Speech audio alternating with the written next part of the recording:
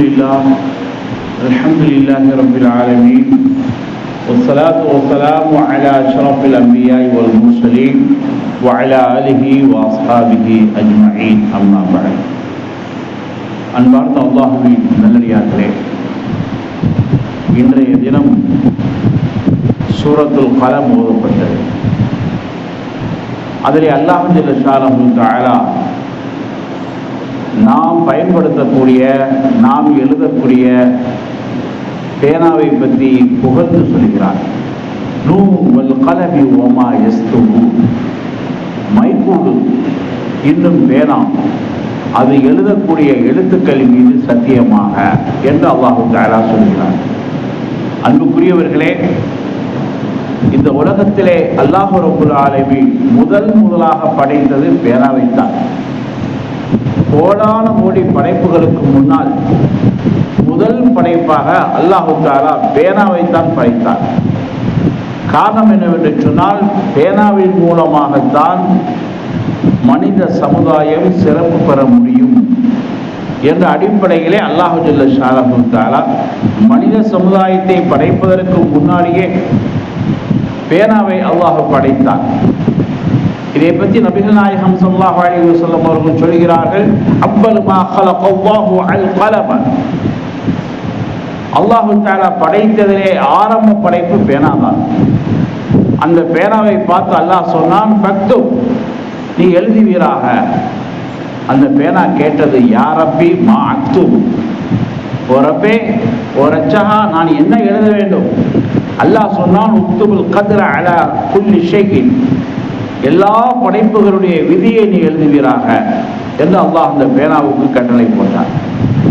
அருமையானவர்களே, நபிகள் நாயகம் ஸல்லல்லாஹு அலைஹி வஸல்லம் அவர்களுக்கு குர்ஆனிலே முதல் வகையாக பேனாவை பற்றி தான் அல்லாஹ் தஆலா சொல்லி காட்டினார். இக்ரா பிஸ்மி ரப்பிக்கல் லதீ خلق الإنسان من علق اقرأ وربك الأكرم الذي علم بالقلم علم الإنسان ما لم يعلم. நபியே நாயகமே, நீங்கள் அல்லாஹ்வுடைய பெயரை கொண்டு ஓதுவீராக. மேலும் நீங்கள் உங்களுக்கு அல்லாஹ் எதை வகையிலே சொல்கிறாரோ அதை எழுதுவீராக. நீங்கள் எழுதக்கூடிய விஷயத்தை அறியாமல் இருக்கலாம், அதனால் நீங்கள் எழுதி வைத்துக் கொள்ளுங்கள் என்று அல்லாஹ் முதல் வகையிலேயே சொல்லி காட்டினார். இந்த உலகத்திலேயே மிகப்பெரிய அறிஞராக யார் திகழ்கிறார்கள் என்று சொன்னால், தாங்கள் தேடிய கருத்துக்களை எழுதி வைக்கக்கூடியவர்கள் தான். தாங்கள் பார்க்கின்ற, தாங்கள் எதை பயன்படுத்துகின்றார்களோ அதை யார் எழுதி வைக்கின்றார்களோ அவர்கள்தான் உலகத்திலே மிக சிறந்தவர்களாக இருக்கின்றார்கள். அல்லாஹ் ரப்புல் ஆலமீன் 2 மலக்குகளை நம்முடனே வைத்திருக்கிறார். ஒரு மலக்குக்கு பேரு கிராமன், இன்னொருத்தர் காத்திபீன். ஒருவர் வலதுபுறத்தில் இருக்கிறார், இன்னொருத்தர் இடதுபுறத்தில் இருக்கார். நம்ம செய்யக்கூடிய நல்ல அமல்களை வலதுபுறத்தில் இருக்கக்கூடிய மலக்கு பதிவு செய்கிறார். நாம் செய்யக்கூடிய தீய விஷயங்களை இடதுபுறத்தில் இருக்கக்கூடிய மலக்கு பதிவு செய்கிறார். ஆக அல்லாஹ் ரப்புல் ஆலமீன் நம்மிடத்திலே எழுதக்கூடிய 2 மலக்குகளை படைத்திருக்கிறான், அமைத்திருக்கிறான். இந்த 2 மலக்குகளும் நாம் பைத்துல் கலாவுக்கு செல்லும் போது நம்முடன் வரமாட்டார்கள், வெளியே நின்று விடுவார்கள். பைத்துல் கலாவுக்கு சீக்கிரம் போய் வந்துவிட வேண்டும். காரணம் என்று சொன்னால், அங்கே மலக்குகளுடைய பாதுகாப்பு இல்லை. உலகத்திலே முதல் மனிதனாக ஆதம் அலைஹிஸ்ஸலாத்து வஸ்ஸலாம் அவர்களை படைத்தான். ஆதம் அலைஹிஸ்ஸலாத்து வஸ்ஸலாம் அவர்கள் களிமண்ணிலே எழுதினார்கள். அந்த களிமண்ணை எழுதிய அந்த பலகைகள் காஞ்சு நூஹ் அலைஹிஸ்ஸலாம் காலத்திலே கண்டுபிடிக்கப்பட்டது. அந்த களிமண் பலகைகளை வைத்துதான் நூஹ் அலைஹிஸ்ஸலாத்து வஸ்ஸலாம் அவர்கள் மனித சமுதாயத்துக்கு பல்வேறு விளக்கங்களை சொன்னார்கள் என்று நாம் பார்க்கிறோம். திருக்குர்ஆனில் அல்லாஹ் தஆலா 6666 ஆயத்துக்களை, வசனங்களை இறக்கி இருக்கிறார். அதிலே மிகப்பெரிய வசனம் இந்த எழுத்தப்பட்டு தான். பெரிய வசனம் எழுத்தப்பட்டு தான் அல்லாஹ் தஆலா மிகப்பெரிய வசனத்தை அல்லாஹ் சொல்லி காட்டியிருக்கிறார். அருமையானவர்களே, முதல் போர் பத்ர் போர் நடக்கிறது. அதில் இஸ்லாமியர்களுக்கு மகத்தான வெற்றி கிடைத்தது. காபிர்கள் மூலமாக 70 கைதிகள் பிடிக்கப்பட்டார்கள்.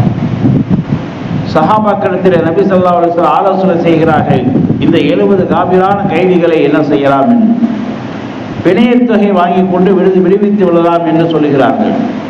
ஆனால் அந்த கைதிகளிலே ஏழையான கைதிகள் இருக்கிறாங்க. பிணையத் தொகை கொடுக்க முடியாத ஏழையானவர்களும் இருக்கிறார்கள்.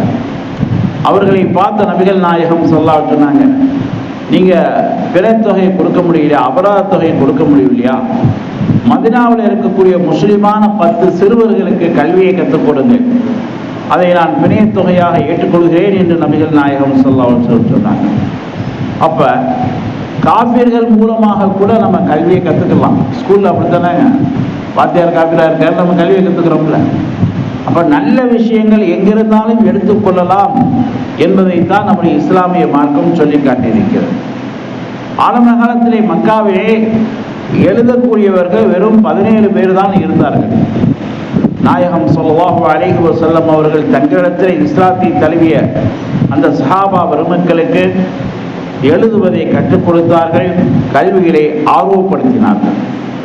ஒரு நாள் பெருமானார் ஸல்லல்லாஹு அலைஹி வஸல்லம் அவர்கள் மஜ்லிஸிலே அமர்ந்து பயான் செய்து கொண்டிருக்கிறார்கள். அப்பொழுது ஹிலால் இப்னு இஸா என்று சொல்லக்கூடிய ஒரு சஹாபி எழுந்திருக்கிறார். எழுந்து, யா ரசூலல்லாஹ், அல்லாஹ்வுடைய திருத்தூதரே, அஇதினி மா தகூலு, நீங்க எதை சொன்னீங்களோ அதை திரும்ப சொல்லுங்க அப்படிங்கிறார். நீங்க எதை சொன்னீங்களோ அதை ரிப்பீட் செய்யுங்க. அப்புறம் நபிகள் நாயகம் ஸல்லல்லாஹு அலைஹி வஸல்லம் கேட்டாங்க, ஹல் மஅக கலமுன், உன்னுடன் பேனா இல்லையா, நான் சொல்வதை நீ எழுதி வைத்துக் கொள்ள வேண்டும். லா துஃபாரிகில் கலம ஃபஇன்ன ஃபீஹா வ அஹ்லிஹா கைருன் இலா யௌமில் கியாமah, என்றைக்குமே பேனாவை நீ பிரிந்திருக்காதே, நிச்சயமாக பேனாவிலையும் பேனாவை வைத்திருப்பவரிலையும் கியாமத் நாள் வரைக்கும் நன்மைதான் இருக்கிறது என்று நபிகள் நாயகம் ஸல்லல்லாஹு அலைஹி வஸல்லம் அவர்கள் சொன்னாங்க. அதனால தான் நம்முடைய முன்னோர்கள் ஜோப்பில் எப்போவுமே பேனா வச்சுருப்பாங்க, பேனாவை விட்டு பிரிய மாட்டாங்க. ஏன்னா பேனா என்பது அவ்வப்பொழுது தேவைப்படக்கூடியதாக இருக்கிறது என்ற அடிப்படையில் பேனாவோடையே வாழ்ந்திருக்கிறார்கள். அந்த காலத்திலே மனிதனை அடிமைப்படுத்தக்கூடிய ஒரு காலமாக இருந்தது. எஜமான் என்றும் அடிமை என்றும் அந்த காலத்திலே வாழ்ந்து கொண்டிருந்தார்கள். இதன் அடிப்படையிலே பிலால் இப்னு ரபாஹ் ரலியல்லாஹு தஆலா இவர்கள் உமையா என்ற ஒரு மனிதனிடத்திலே அடிமையாக இருந்தார்கள். பிலால் அவர்கள் நபி ஸல்லல்லாஹு அலைஹி வஸல்லத்தை சந்தித்து இஸ்லாத்தை தழுவிட்டாங்க, கலிமா ஓதிட்டாங்க. இந்த விஷயம் எஜமானுக்கு தெரிந்துவிட்டது, இவர் மதம் மாறிட்டார் அப்படின்னு. உடனே பிலால் அவர்களை சுடு மணலிலே கட்டி வைத்து அவர்களை வேதனை செய்தால், நீ இஸ்லாத்தை விட்டுவிடு என்று எவ்வளோ வற்புறுத்தினான். ஆனால் பிலால் அவர்கள் இஸ்லாத்தை இறுதி வரைக்கும் விடவில்லை. அந்த வழியாக அபூபக்கர் சித்தீக் சென்று கொண்டிருந்தார்கள். பிலால் அவருடைய வேதனையை பார்த்து, அவர்களை கஷ்டப்படுத்துவதை பார்த்து அபூபக்கர் சித்தீக் அவர்கள் கண்ணீர் வடித்து உமையா என்ற எஜமானிடத்திலே போய் பேசினார்கள். இந்த பிலாலுக்காக வேண்டி நான் ஈட்டுத் தொகை கொடுத்து விடுகிறேன், அபராத தொகை கொடுத்து விடுகிறேன், பிலாலை விட்டுவிடு என்று பேசினார்கள். அவனும் அபராத தொகையை வாங்கிவிட்டு பிலாலை விடுவித்தான். உடனே பிலால் அவர்களை அழைத்துக் கொண்டு தன்னுடைய வீட்டுக்கு சென்று அவர்களை குளிக்க வைத்து புத்தாடை அணிவித்து பிலால் அவர்களுக்கு உண்ண உணவு கொடுத்து விடை வருகின்ற பொழுது ஒரு பேனாவை கொடுத்தாங்க. பேனாவை கொடுத்துட்டு, ஓ பிலாலே, இந்த பேனாவை நான் உனக்கு அன்பளிப்பு செய்கிறேன், இந்த பேனாவின் மூலமாக நீ கல்வியை கற்றுக்கொள். யார் கல்வியை கற்றுக்கொள்கிறாரோ யாருக்கும் அடிமை இல்லை, அவர் சுதந்திரமானவராக இருப்பார். எனவே இனிமேல் நீ இந்த பேனாவின் மூலமாக நீ சுதந்திரமான மனிதனாக ஆகிவிடு என்று செய்தன அபூபக்கர் சித்தீக் அவர்கள் சொல்லி காட்டினார். அருமையானவர்களே, எத்தனையோ எழுத்தாளர்கள் மௌத்தாகி விடுகின்றார்கள். ஆனால் அவர்கள் எழுதிய கிதாபுகள், அவர்கள் எழுதிய புத்தகங்கள் வாழ்ந்து கொண்டிருக்கிறது. இதைத்தான் ஒரு கவிஞன் சொல்கிறான், யலூஹுல் இல்மு ஃபீ கிர்தாஸின் வ காத்திபுஹு ரமீமுன் ஃபீ துராபி. காகிதத்திலே எத்தனையோ கல்விகள் மின்னிக் கொண்டிருக்கிறது, அதை எழுதியவரோ மண்ணிலே மறைந்திருக்கிறார், கபரிலே இருக்கிறார்.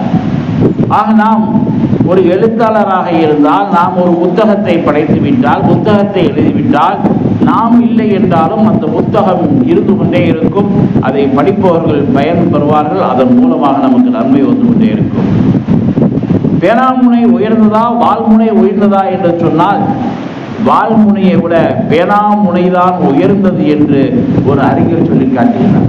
வால்முனை என்பது ஒரு சிலரைத்தான் தகர்க்கும், ஆனால் பேனாமுனை என்பது ஒரு சமுதாயத்தையே திருத்திவிடும், ஒரு சமுதாயத்தையே நல்வழிப்படுத்திவிடும். ஆகவே பேனா என்பது இஸ்லாத்திலே மிகவும் இடம்பெற்றிருக்கிறது. அல்லாஹ் தஆலா பேனாவுக்கென்றே ஒரு சூறாவை, தனியாக ஒரு சூறாவை இறக்கி வச்சான். அதே மாதிரி முதல் வகையில பேனாவை பற்றி அல்லாஹ் சொல்லி காமித்தான். ஆகவே நாம் எப்பொழுதும் பேனாவோடு வாழ்வோம். நம்முடைய வாழ்க்கையை அல்லாஹ் ஜல்ல ஷானஹு தஆலா பேனாவோடு அமைத்து தந்துருவானாக. வாஹிரு தஅவா அல்ஹம்துலில்லாஹி ரப்பில் ஆலமீன்.